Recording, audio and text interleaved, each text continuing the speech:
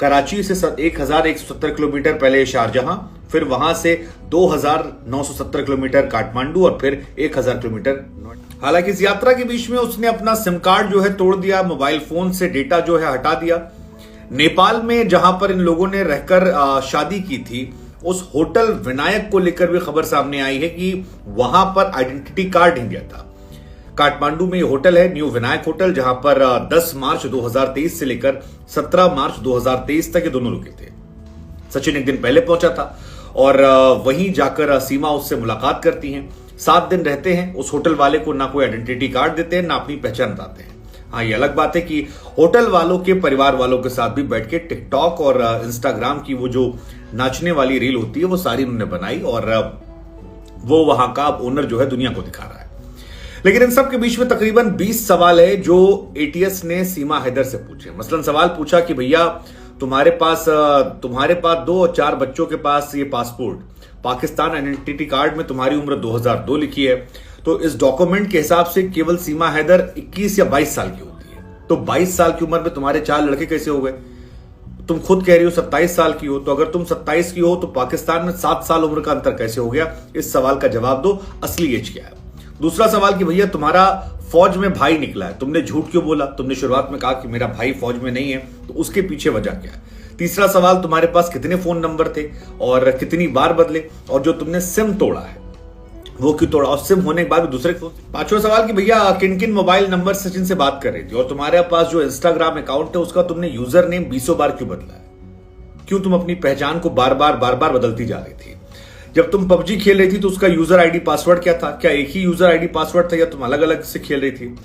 शुरुआत में तुमने मरियम खान नाम से भी अकाउंट बनाया था, तो मरियम खान नाम अकाउंट बनाया तुमने, फिर बाद में तुम सीमा हैदर हो गई, तो ये दो नाम के बीच की कहानी क्या है? जो सबसे इंपॉर्टेंट सवाल था वो ये था कि भैया 5वीं पास तुम हो, तुम्हारा पति कह रहा है कि तुम पहली या दूसरी पास हो। ऐसे में तुमको इतनी टेक्नोलॉजी की समझ कैसे है? मतलब कैसे तुमको पता है कि हॉटस्पॉट लेना ये होता है, पासपोर्ट इतना रखना होता है? क्योंकि सामान्य गरीब परिवार में लोग पासपोर्ट नहीं बनवाते। तुम्हारे पास 2 पासपोर्ट अपना तुम्हारा, बाकी बच्चों का पासपोर्ट है। तो ये सारी कैसे चीजें हैं। एक और महत्वपूर्ण चीज ये निकल कर आई कि सीमा हैदर जो है, जब वो पाकिस्तान नेपाल से इंडिया आ रही थी तो उनका जो गेटअप था वो किसी ने बकायदा किया था, क्योंकि सीमा हैदर के पास आधार कार्ड थे जिसके जरिए भारत में उन्हें एंट्री मिली, क्योंकि बिना आधार कार्ड के एंट्री मिलती नहीं है।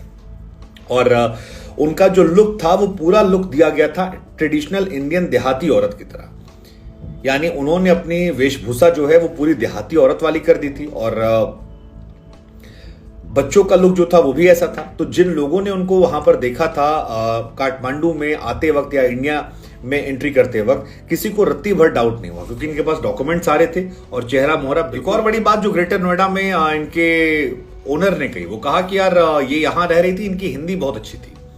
इन्होंने हमसे कहा कि हम दिल्ली रहते थे, कपड़ा लेकर आए और सारा सामान यहीं खरीदा, और दिल्ली से नोएडा आने के बाद भी बहुत फ्रेंडली, तकरीबन 15-20 दिन तक वहीं रही, बड़े फ्रेंडली तरीके से किया। अब तुम इतनी स्मार्ट थी, तुम फिर फंस कैसे गई?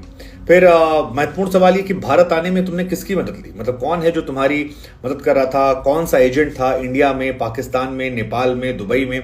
उसके बारे में जरा बताओ। सवाल ये भी कि पासपोर्ट, वीजा, डॉक्यूमेंट तुम्हारा किसने बनवाया? तुमने पैसा देके बनवाया तो कैसे बनवाया? फिर इंडिया में तुम कई सारे लड़कों संपर्क में थी, वो लड़के कौन थे? खबर ये भी कि तुमने कुछ आर्मी वालों को फ्रेंड रिक्वेस्ट भेजी थी, तो वो क्यों भेजी गई थी? फौज वालों से तुम्हारा क्या लेना देना? मतलब फ्रेंड रिक्वेस्ट जो थी वो सब इत्तेफाक है। फिर तुम शारजहां गई थी, तो शारजहां में तुम किसके पास रुकी थी? कितने दिन रुकी थी? किस किस से मुलाकात की थी? नेपाल में रुकी, सचिन आया तुम्हारे पास, वहां तुम लोग किससे मिले? कहां कहां गए थे घूमने, ये बताओ। पाकिस्तान का सिम क्यों तोड़ा? ये भी एक महत्वपूर्ण सवाल था। जब तुम्हारे पास खुद का फोन था तो हॉटस्पॉट तुम क्यों इस्तेमाल कर रही थी?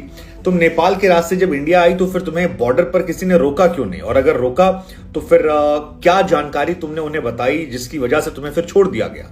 क्योंकि बहुत मैटर करता है, बॉर्डर पे क्रॉस क्वेश्चंस होते हैं। तो वो ट्रेनिंग तुम्हें किसने दी थी?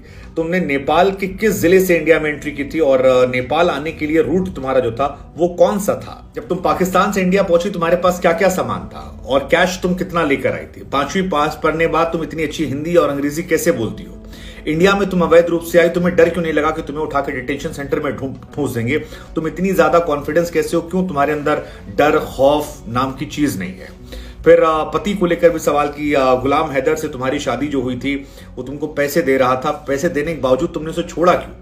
हर महीने तुम उससे पैसे तो ले रही थी, 80,000 रुपए, 70,000 रुपए, तो फिर उसे क्यों छोड़ दिया तुमने? तो ये सारे सवाल जो हैं ये पूछे जा रहे हैं।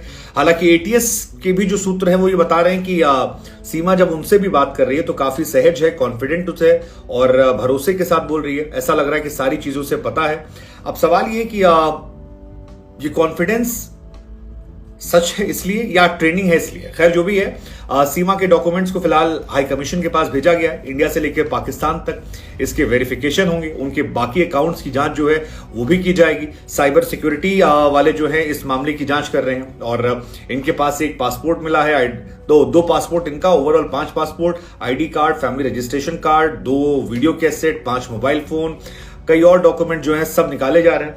अब पाकिस्तान से परमिशन भी चाहिए क्योंकि पबजी का इनका जो गेम मोबाइल एप्लीकेशन है वो पाकिस्तान ने बनाया है, तो हो सकता है कि वहां की सरकारों से भी बातचीत की जाए और कम्युनिकेशन किया जाए कि भैया इनके बारे में इंफॉर्मेशन निकालनी है, जरा दे दीजिए। अब सबसे बड़ा सवाल सीमा को लेकर यही है कि भैया तुम मोहब्बत की दीवानी हो या फिर जासूस और साजिश करने वाली हो?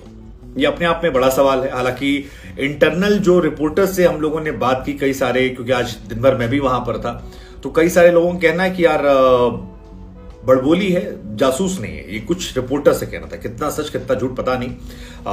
हालांकि इसकी कॉन्फिडेंस जो है उसी वजह से इसने लोगों का भरोसा जीता है। एक और कहानी निकल कर आई है कि सीमा हैदर ने कम उम्र में, मतलब 2013-14 में अपने माता पिता के खिलाफ भी एक एफिडेविट दिया था पाकिस्तान के अंदर, जहां पर गुलाम हैदर और अपनी तस्वीर लगाकर एक स्टैंप पर लिखवा कर दिया था 100 रुपए के स्टैंप पर कि उनके माता पिता जो हैं वो उसे परेशान कर रहे हैं, उसे किसी से ब्याह देना चाहते हैं, वो नहीं चाहती शादी हो और ऐसे में वो बचने के लिए गुलाम हैदर साथ जाना चाहती है। तो गुलाम हैदर के साथ भी उनकी कहानी जो है वो बड़ी अजीबोगरीब है। शायद गुलाम हैदर के साथ तो बेवफाई लग रहा है कि हुई है, क्योंकि जनाब ने माता पिता से बचाया था, शादी की थी, 4 बच्चे हो गए, पैसा भेज रहे थे, तो अपनी तरफ से तो उन्होंने सारा काम किया था। तो आपको उनके लिए बुरा लग सकता है, गुलाम हैदर के लिए। और फिर वही कहानी है कि अब इसमें एटीएस से लेकर रौत शामिल हो गई, 3 दिन से किसी ने देखा नहीं है। लेकिन अब कुल मिलाकर कहानी जो है वो फिर 2 लाइन में आ गई है कि सीमा हैदर की कहानी जो है वो प्रेम की दीवानी या साजिश की कहानी? क्या लगता है आपको?